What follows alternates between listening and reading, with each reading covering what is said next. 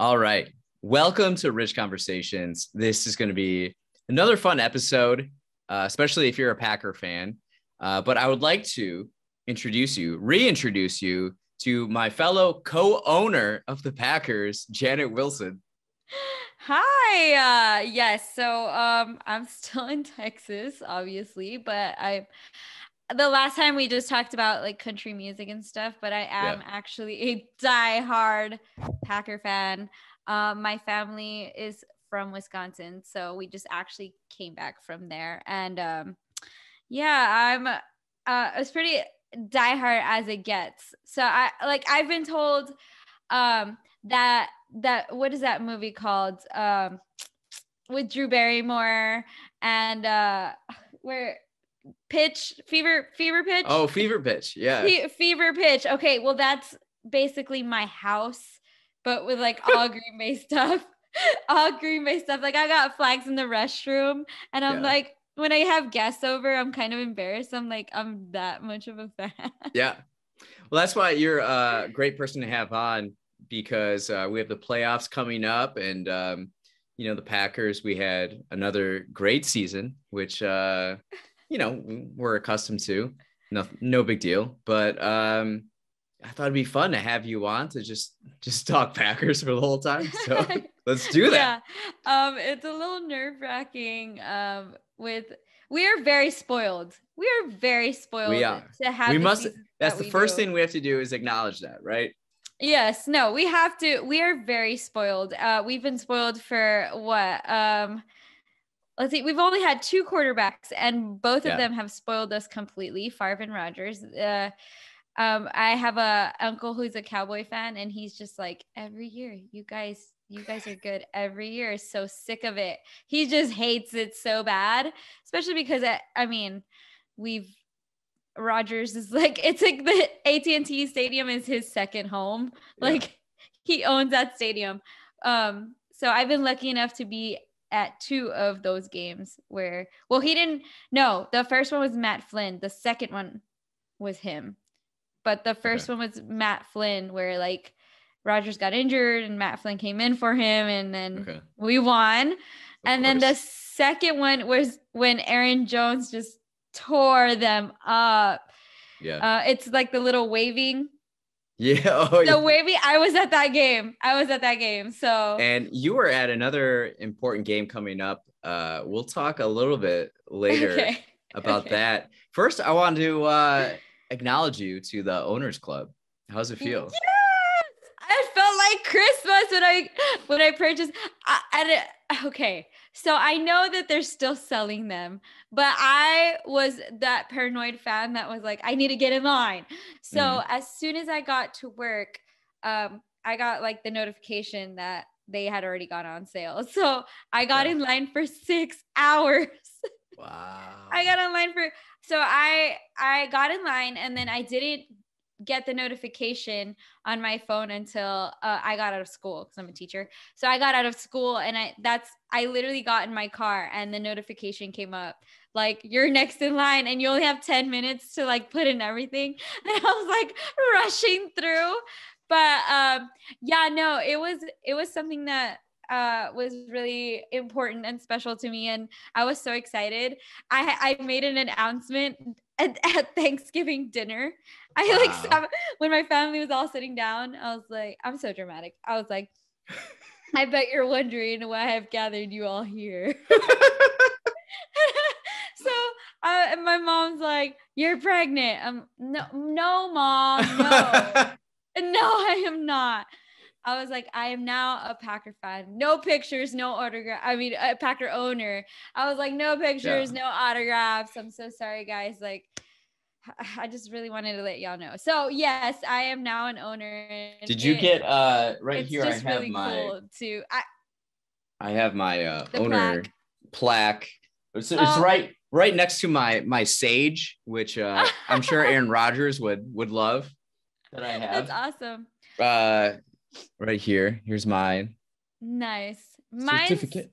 Mine's still in like the little folder, but it's like. Oh yeah, it's a nice folder. It's in my bookcase, but I want to put it up. Like you can see all my setup up here. I've got the big old G behind Okay. me. So I made that during the pandemic. Nice. I made that, and then I've got my all I need is Green Bay football and my dog, and then I've got Sweet Dreams are made of cheese over there. So I would want to add it to this area, but Okay. I just haven't had time to like buy somewhere to put it. I know that they have some like specifically made for it, and I think that's really neat. Okay. So I kind of want to do that, but I gotta save my money because I just bought. Are you gonna get one of those one of those things that they put on executive desks? Are you gonna have that at school that says like Packer owner, something like that? I should have that in front of my desk, right? Yeah. So there are owners meetings every summer. I've been a little absentee from them over the years. Maybe coming up. I'll go. We'll see. Yeah. I definitely want to. I want to know what they're voting about and all that stuff. Yeah, my mom was not too happy. She was really upset that I spent that much money on it. I didn't want to tell her. She was asking me because she kind of wanted to get one for my dad, and then I didn't want to tell her. Yeah. For something that's like completely like non-significant monetarily. No, it's no, and that's the thing people don't understand. It's not significant as far as that way, but it's very sentimental. A lot of the reason why, I don't know if you saw the documentary. I saw it 5 times, which is ridiculous because it's 10 hours long. I spent 50 hours watching Packer history. And I've been on the tour twice, and it's funny because I could teach the tour. I could easily step in for the person because I'm that obsessed. So, basically the Packers were going to go under, and it wasn't because the fans themselves started pitching in their money and building, because they would show the games for free, so they weren't getting anything out of it. And so the team was about, and that's why our team is older than the NFL. We're 1 year older than the NFL. So the team was, I'm getting goosebumps. That's how much I love this. Like the team was about to go under, and it was the fans and the citizens of Green Bay that put all their money together. They labored, they put up fences so that way people wouldn't be able to see the game unless you pay to go in. The fans just all came together. And when the team, started looking at all the money that was spent on them, they tried to give the money back, and the fans refused to take any money. They were like, it's to build this team. Like, we love this team. We don't need the money back. And I think that's what we do. We give our portion, and we're not asking anything back. We just want our team to be our team. And I don't think other fans don't get that, especially Cowboy fans. What I'm trying to explain to them, they don't get that. That's our history. That's our legacy. And that's why it says on the little folder, you're part of the legacy now, because that is what the Packers are known for. Yeah. I'm a nerd about this. I'm the biggest nerd. I'm such a nerd. That's why I like having you on, because you have more extensive knowledge than I have. But let's think now. We've had our entire lives major success, a couple Super Bowls. Going into the season, though, there was we weren't exactly sure what was going to happen. There was a little bit of some off-season drama involving our MVP, almost probably back-to-back MVP, Aaron Rodgers. What were you all thinking when this drama was going down in the offseason? So our podcast, the podcast that I have, that I'm with my friends, called Lombardi Sweep, we had a big debate on the show about it, because I thought it was fabricated. only because Aaron Rodgers is such a secretive guy. We hardly know what's going on with him. He's not Brett Favre that like splashes all his, secrets and everything on for everybody to see and read. Aaron Rodgers is so opposite. He is so quiet and reserved and to himself. We didn't even know he was dating anybody until he publicly announced that he had a fiance all of a sudden. So when I heard it, I thought it was fabricated. I thought he doesn't even he doesn't speak much about himself to the public. And now all of a sudden he's just telling everybody that this is, he hates the team or whatever. And well, it wasn't even him. I don't even know if he's actually said anything about specifically about stuff, right? He's never really brought it up. He has mentioned he's very coy about everything. Yeah, he will not say it. So I thought it was fabricated. Zach and Luke and Trevor, they live up there in Wisconsin. They're reporters. They're actual reporters that go and, they write about things, write about the team. They investigate. So Zach was like, no, sorry, my other dog is blind. So if he sees like some sort of movement at the window, shh, Baloo. But he's very obedient. Stop. So he was like, no, it's not fabricated. There's something going on. So he knew something, but he just didn't want to tell us. Okay. And I know the other guys were just like, well, we were all kind of iffy about it though. I was the one that was like, no, I don't believe anything until he says it himself. That was me. Until it comes out of his mouth is when I will believe it. And he hasn't really mentioned it in any of his pressers. Whenever they ask him about it, he just says, I love this team. Like he just totally I'm in the red moment. Herring. What is it? Red herring, where you just completely switch over the subject when they ask him about it. He's just like, I love this team. I love to play.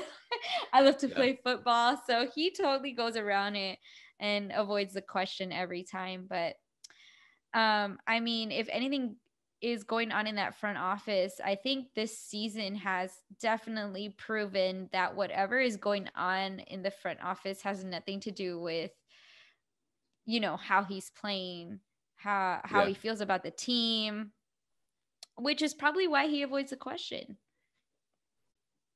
So we have this drama. We don't know where it's coming from. We don't actually know what to think. There's no like real conclusions about it. So then what were your expectations coming into this season? What did you think was going to happen this season?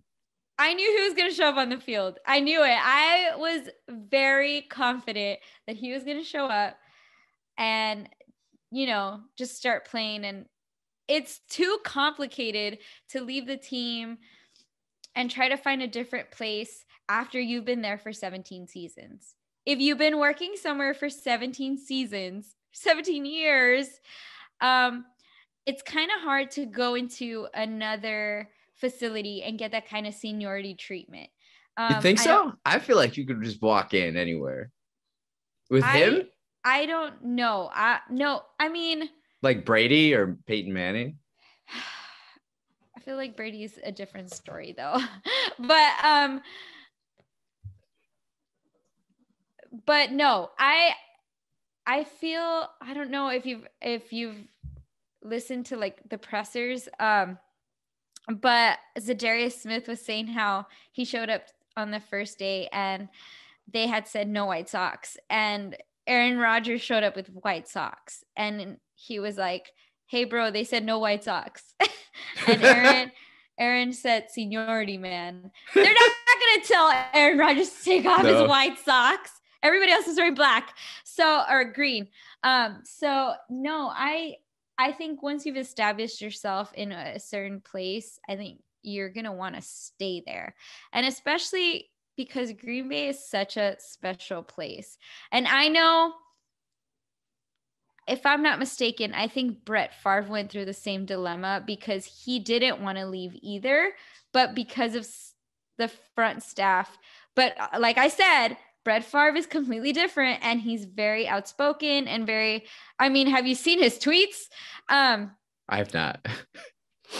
I want him to stop tweeting. Like, I love him to death, but I just want him to stop tweeting. Take that phone away from that man. So for a lot of reasons, but Brett Favre put it all out there and made it a big scene and made the grand exit and then the grand entrance. He just went all out, as opposed to Rodgers, who is very reserved. And I'm pretty sure he did it because he didn't want to make a scene. He didn't want to cause problems. He just wanted to play football, play with his team. He wasn't very revengeful like Brett Favre was, where he was like, I want to play against the Packers. He probably learned a lesson from watching Favre to do it the opposite way. Yeah, exactly. So he probably did learn a lot from him as far as that situation. So then what was your reaction after game 1? Oh, that was such a terrible game. Okay. First and foremost, I love the Saints. I don't hate them. I actually love the Saints. They're one of my favorite teams. So I was kind of sad, but at the same time, I was like, hey, this is the Saints. You know, they've got a good coach. They've got good players. Like, they're not messing around. So I wasn't worried because I saw Rodgers on the sideline. That picture of him just smiling at Devontae and MVS. Mm-hmm. It's like he knew it wasn't a big deal. It's like he knew, like, this is whatever, you know? So, and I think he didn't play a lot of that game, right? It was Love. Love was in that game. I think they took him out after. They took him out after a while, and they threw in Love, which is kind of scary because I think he wanted us to see exactly what was coming. I don't think he intentionally tanked that game. That game was weird. That was some weird. It was a weird game. It was a weird game. It was in a weird place too. It wasn't even the Saints Stadium, which we always lose at. Oh, except last year. We didn't lose last year. It's just it was in Jacksonville Stadium, wasn't it? Yeah, it was Jacksonville. But it was weird temperature too, all humid and nasty, and definitely not, what the Green Bay players are used to. So it was a real strange game. I wasn't too worried about it though. Well, yeah, because you got what, 16 more games after that? Exactly. I'm not too worried. It was a little. It was just weird. It was just weird. It was weird. Okay, so we lost game 1. Now, what was your experience like following and watching the Packers during the season? Do you have a routine? Do you watch it with particular people? How do you kind of go about it? I love this question so much because I am such a weirdo with the superstitious vibes, and so we have a rule in my family where we have to watch it with family. That's our number. Yes. So there has to be at least another family member with you. That's unless you're at work, because my sister works at a bar, so sometimes it's hard for her, but as far as the rest of us, if we have off, or my brother, he also works at a bar, so it's kind of hard for him. But as far as the rest of us, most of us are teachers, or my aunt works at the university, so she gets weekends off. So for the most part, we always meet, whether it be groups of 2s, groups of 3s. And you guys are all in Texas? Yes, we're all, for the most part, we're all in Texas right now. Yes. Okay. I do have a couple of family members that are still in Wisconsin, but they watch it together. They watch it their family together. But so that's one of our rules. So whenever we go to games, it's mostly all of us. Okay. Yes. So it's this past game, it was seven of us, 3, 4, Yes, there was 7 of us that were up there, and we went to the Christmas game. So we'll cancel. It's a tradition for us to go to a Christmas game. We usually cancel all Christmas presents, and then we all use our money to go to a game instead. Yeah, interesting. That's quite a tradition there. For 20 years. For 20 years, we've kept that tradition. Last year, we weren't able to go to it. We were supposed to go to the Titans game, which I'm really heartbroken because I have yet to go to a snowy game. And that would have been a snowy game. Yeah. But for the most part, my parents started it when we were younger. We didn't get to go to the games. Unfortunately, I never got to see Brett Favre. But my parents, I was in town. My parents would drop us off with my Baloo. My family, my parents would drop us off with my aunt, my uncle, and them. Hold on really quick. Okay. So my parents would drop us off, and then they would go to the games at night. And when we would stay at home, because they lived there, they didn't care for the games, to every one of them. And it's cold and it's negative whatever degrees. So they would drop us off. And so I was there, but I wasn't there. My first game, I was 20. I was 20 on my first game. That was our Christmas present, where my mom got to take us to the game finally. She said she didn't want to take us. When we were younger, she was afraid that we were going to be too cold and we were just going to want to leave. Come on. So my brother was 12 though. I think he was, he was 12, or 11, his first game. But I was a little bit older. I was 20 at the time and I couldn't even drink. So it was really sad. But that is our tradition. And then as far as superstitious with games, I do not wear the opposing team's color that day.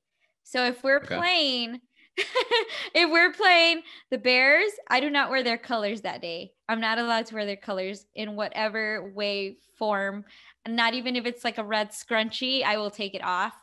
If we're playing the Vikings, I will not wear purple at all that day. So, and then I also have my car flags for some reason. So you're a car flag person. Yes, I love my car flags. I have car flags, but I actually use them in the house. I'll post them up in the house. Yeah. And so, yeah, I set up my car flags. I usually always wear like the same getup. So what do you wear on game day? I usually wear my jersey. It depends. So that's what I was going to go into next. How many jerseys do you own? I have 6, 7. Okay. 7. Who are the players? Can 8. you list them? I have 8.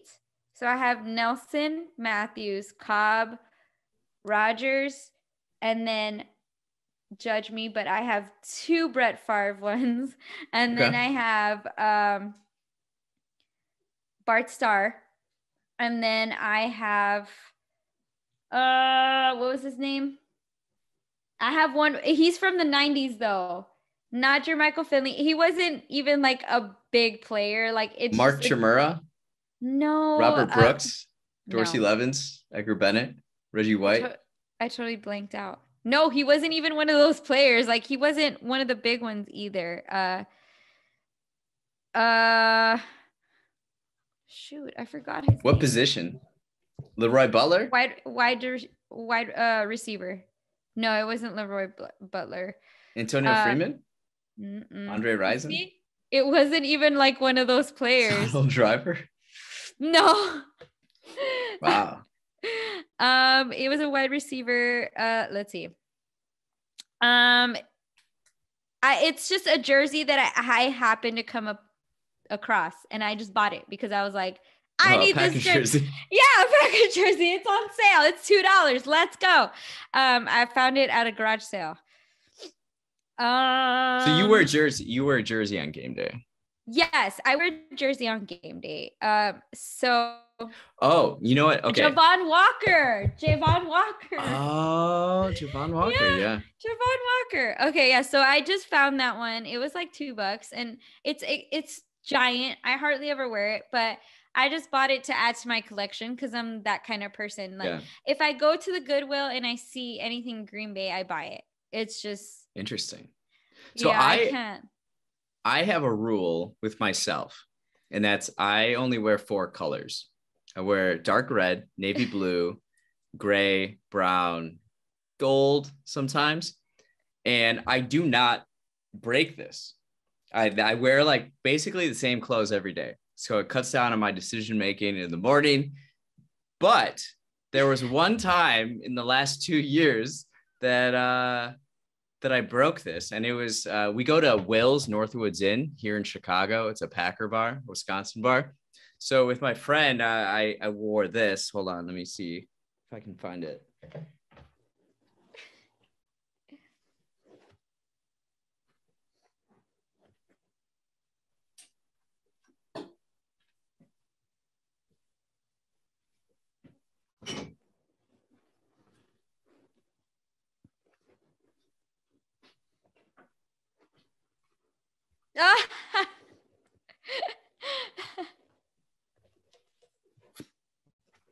So this is from 1996, 97 Super Bowl champions.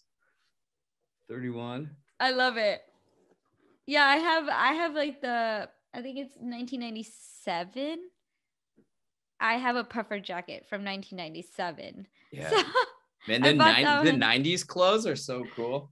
Yeah, they're so much cooler than the ones now. And it bugs me so much because now all they put is like the GB. And I'm like, no, I want it big and I want the helmet and I want that 90s style in your face. Everybody can see what you're wearing. Yeah. I love that. Yeah. But other than that, I typically don't. I want the Packers to come up with something that fits my colors. That when they're the Acme Packers, it gets really close. And I would consider buying merch, but I have a very hard rule on that. Yeah. So there's one more rule, which might sound terrible, but like if you think about it, I only wear my jerseys when I watch the games, and I usually wear like a shirt underneath. So I don't wash the jersey if we win the game. If we win the games, the jerseys just go up. I hang them. Are you supposed to wash jerseys?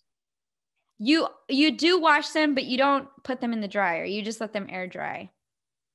Oh, because if you put them in the dryer, that's when the numbers start to get ugly. But so if we lose the game, I wash it. Like I have to wash away the juju away from my jersey. So you're like real superstitious. I'm super superstitious. I try not to do things that I wouldn't normally do. And yeah, so I'm pretty superstitious when it comes to games. I take the opposite approach. It's out of my control. So I just hope that our standard of excellence that we hold ourselves to and the way we practice and our leadership and our focus, we should just execute and do our jobs on Sunday. Although, sometimes things just happen on the field. It's not in our control. I'm just we all have our things. Okay, so what did you wear when you went to the Christmas Day game? Okay, so I have my game bib. I don't like the That's stripes. The overalls, right? Yes, the overalls, my game bib. That game bib has been to 3 games. I got it a while back. It's been to the Cowboy game. It's been to the Lions versus Packers on Christmas as well at Lambeau. And then it's been to this Christmas game.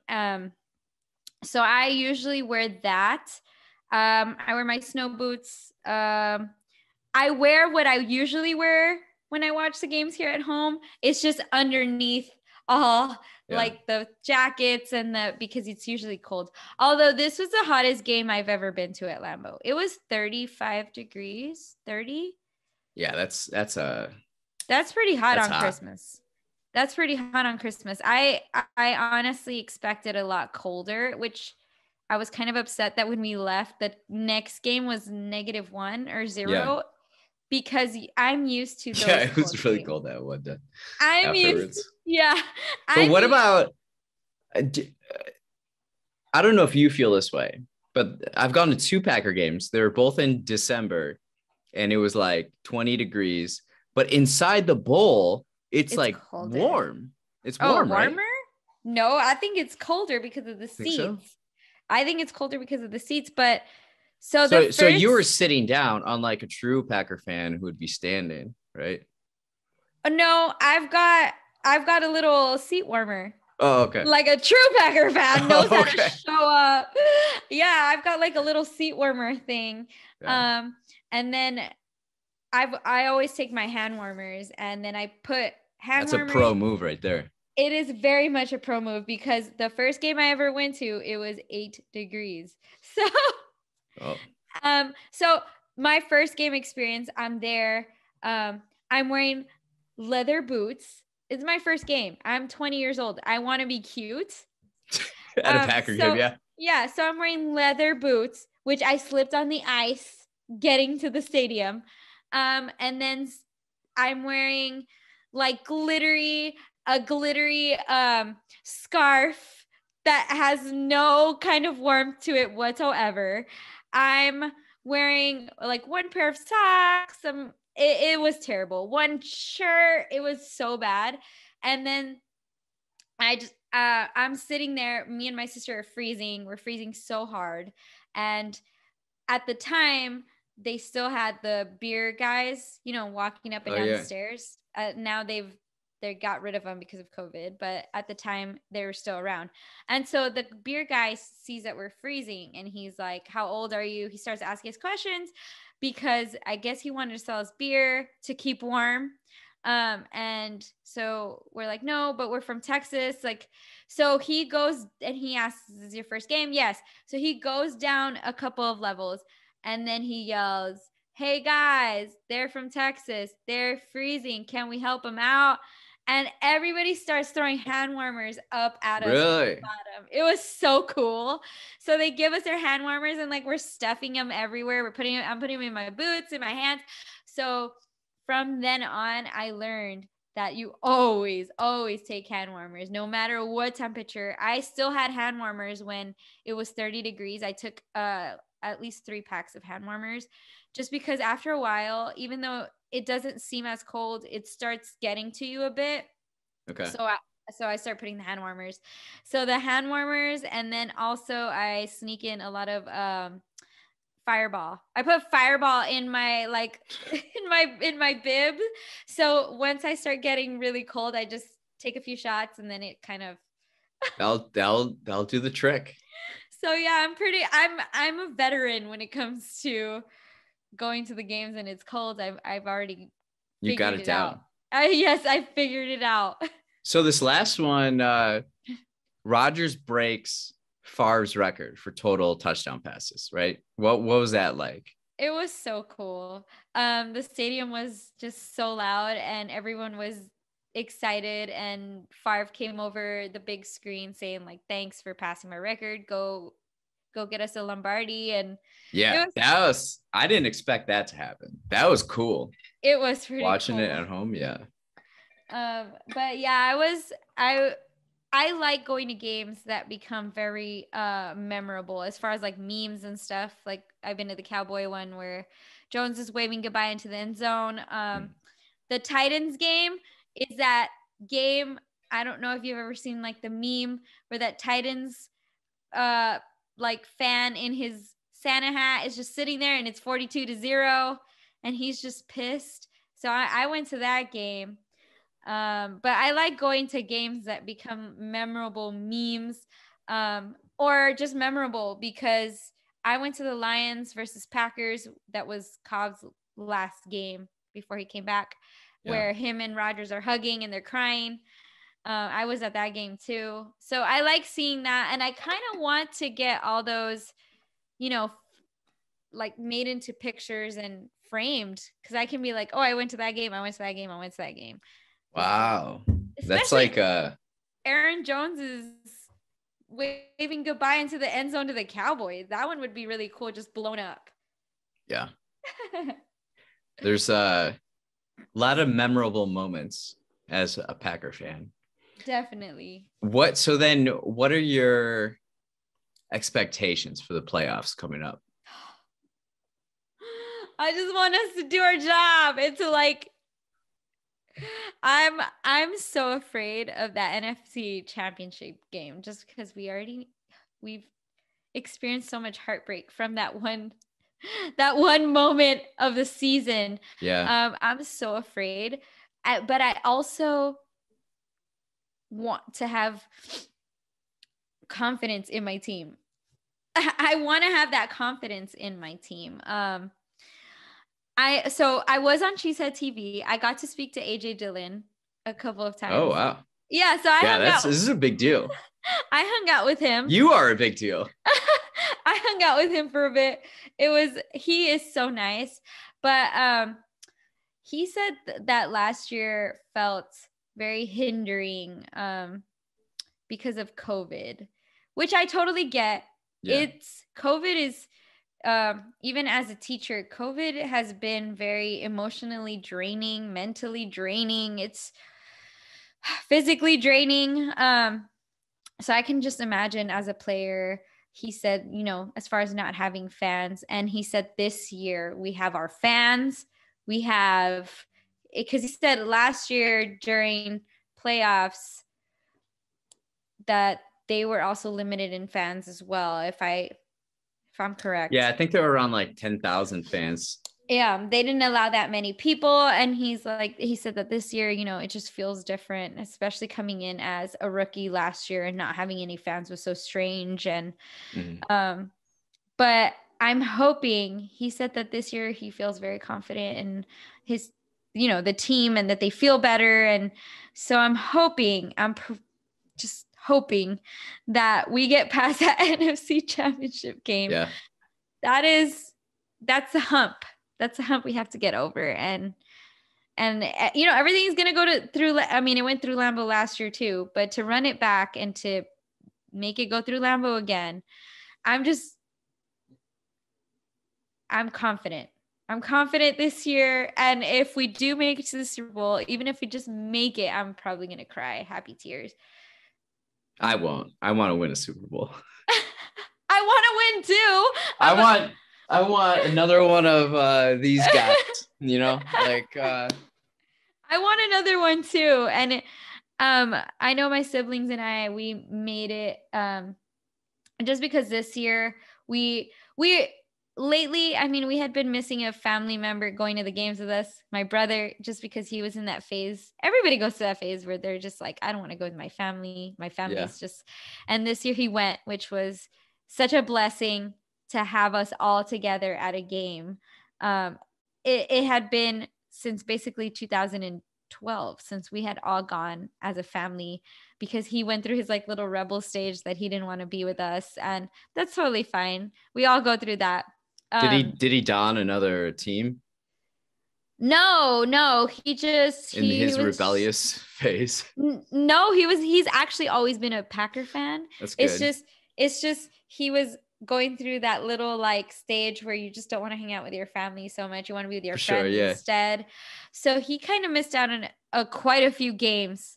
So to have him go to this Christmas game, it was so special. And so we want to actually together, all of us want to get the Lambeau Field coordinates tattooed on us.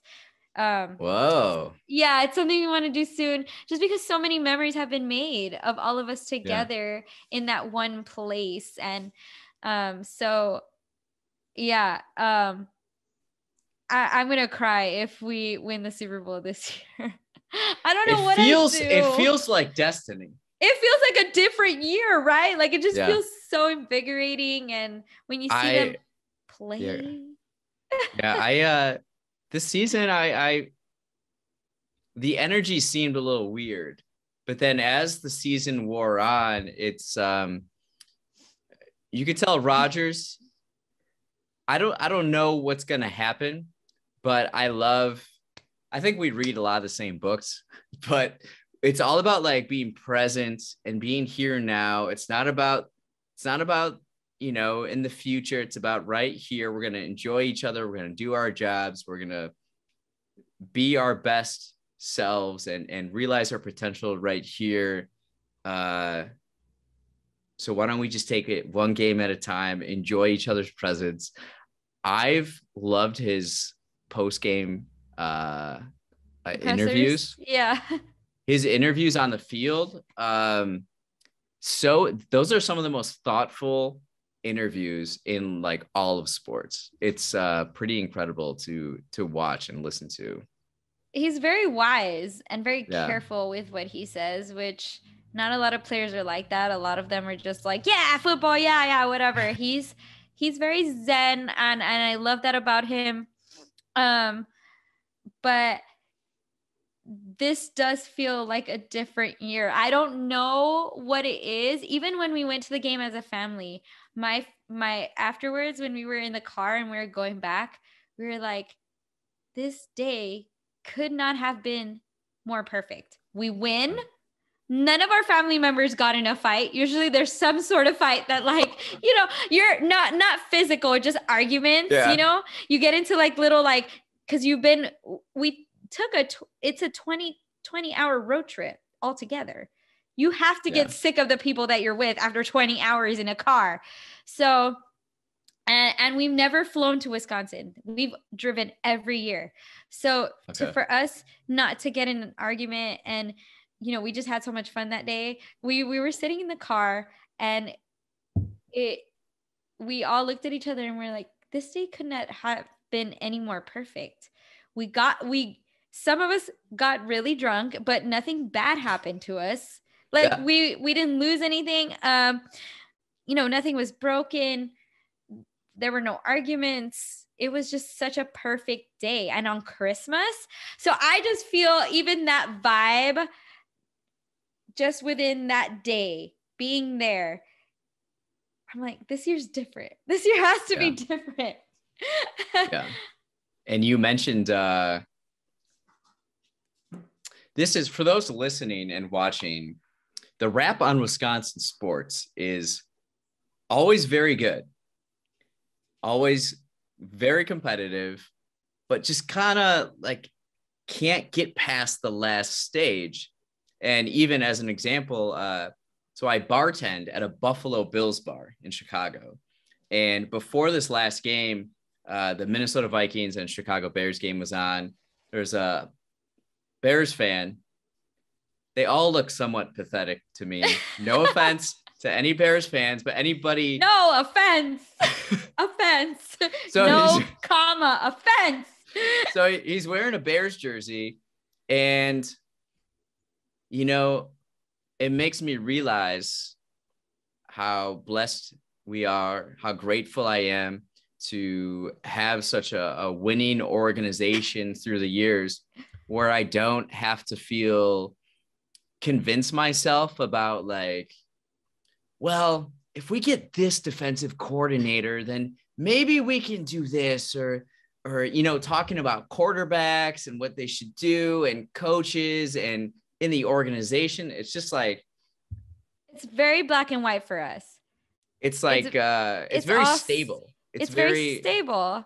We don't have all these colors that we have to figure out. And, you know, despite I understand lately, you know, special teams has been But crazy. He said this. Okay, so okay, sorry, go. So he was watching the Packers. I think Farr or Rodgers threw a touchdown, and he's like, have fun losing in the NFC Championship game. Like, that's all they can say. That's all he can say. And it's like, it's fair. It's fair. But also, it's also pathetic. So it's also the only thing they can say. Yeah. Yeah, for sure. So, but like, despite, you know, certain hiccups in the team, you can always count on one player in a certain, you know, like defense. You think about it, you're like, well, you know, I can always count on, you know, Rashawn Gary to be there, or, you know, like to sacks, Darius Smith, the Smith brothers always jump in. Mm-hmm. Campbell has been crazy. You can always rely. We have those players that are reliable. And, you know, offense, we've got Rodgers, we've got Adams, you know, running backs, we've got a two-headed monster right now. Like, we have something. Our squad is good. our squad is loaded. So it's not like they could be like, well, like what? Oh, okay, what are they gonna say? Like, well, you haven't had more than 50 yards on a punt return. Like that's all they can tell us. Yeah. Okay. So yeah, we've been very spoiled, and I think this team has a lot. We're loaded. So I'm hoping that my expectations is that we do win the Super Bowl, and we do. Well, I agree. This has been a special year, a special run. I'm very excited for the Super Bowl, and thanks for coming on. I appreciate this. For sure. Thank you for hearing my nerdiness when it comes. People are like, "Oh, it's football. You're not that nerdy." No, I am very nerdy. I've got books and videos and DVDs and check out this book. So I go to thrift stores all the time, and I look for books. And check out this one I found recently. Oh, okay, cool. Yeah, I have it. Really? Yeah, I was like, wait a minute. Yeah, I have that one. This is called When Pride Still Mattered. It's great. It's about Vince Lombardi. It is so great. And I really love Vince Lombardi was a coach ahead of his time. Have you read it yet, or you just? No, I just picked it up. Tell me more about Vince Lombardi. So Vince Lombardi was really a coach ahead of his time. I this one too. Oh, that I do not have that one, but I mean, every time I go to the bookstore, I do go to the football section first. Nice. So Vince Lombardi was definitely a coach ahead of his time. He was very strict, and he was one of the first coaches of color as well, and one of the first coaches to be very open as far as he didn't care what color a player was. He just wanted to see his talent, and he definitely changed the way football is to this day. He was he was one of the first coaches to not care if they were gay. He did not care. He cared about the talent, and he was very strict with performance and practice. But it's why literally the Lombardi Trophy is named after him. He pretty much shaped what football should be. He came into Green Bay Packers when at the time they were not winning at all. They were doing terrible. They were bad. And he completely just from the ground up just implemented his strategies. And my favorite quote of his is, if you're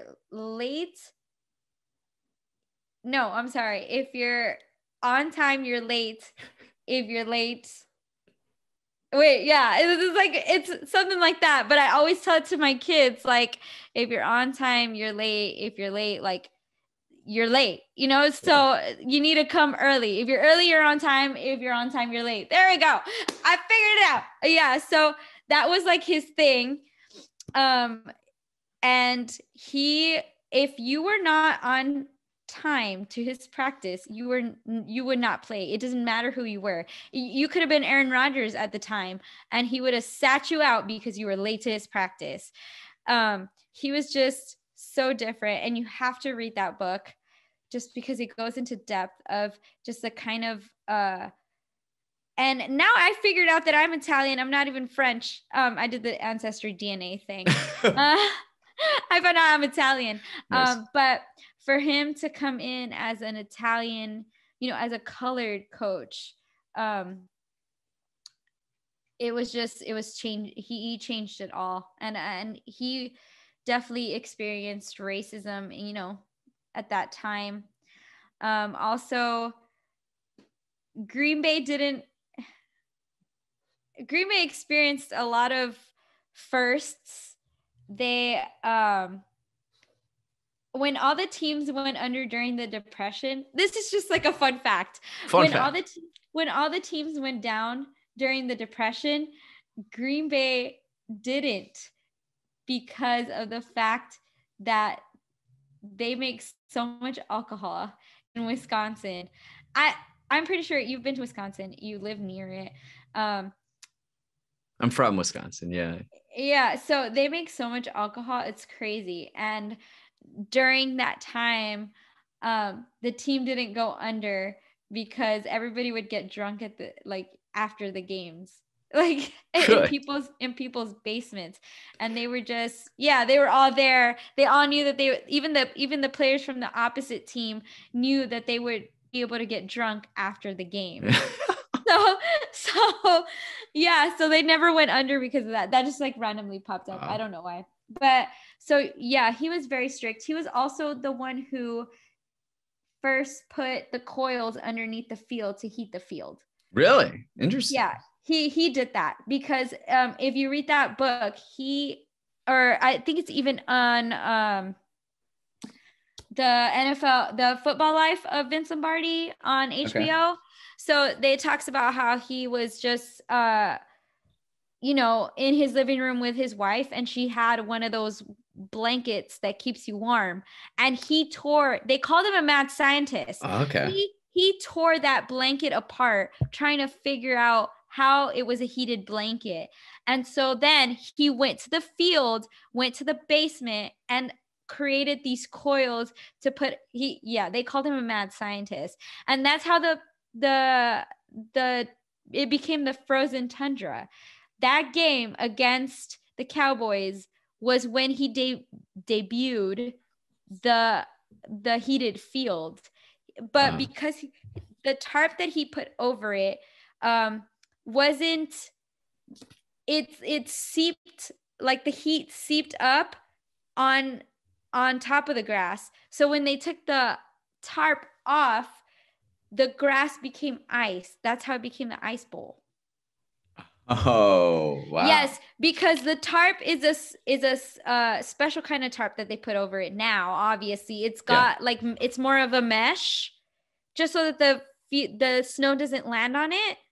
But he put a plastic tarp, and so when the field was heating underneath, it was creating like all that moisture. And when they took the tarp off, it just became ice. And that's why it became like an ice skating rink. You have to read this, and you have to watch the Football Life of Vince Lombardi on HBO. Okay. Well, I have this book, and I'll be sure to read it. Yes. And also Farr Forever. There's also Farr Forever. I don't know if you've ever read that one either. I've seen the DVD of it. Not read it. I'm sorry. Yes, the DVD. Yeah, I've watched that a number of times. Okay. Yeah. So that I used to watch that in my college dorm here in Chicago. I'd play that. I just went one day to Chicago when I came down, because since we were a road trip, we drove up to Wisconsin, and then on our way down, I was like, hey, look, there's an alternative route. We could go to Chicago. And we actually went for, one day we saw, what is it? Cloudgate.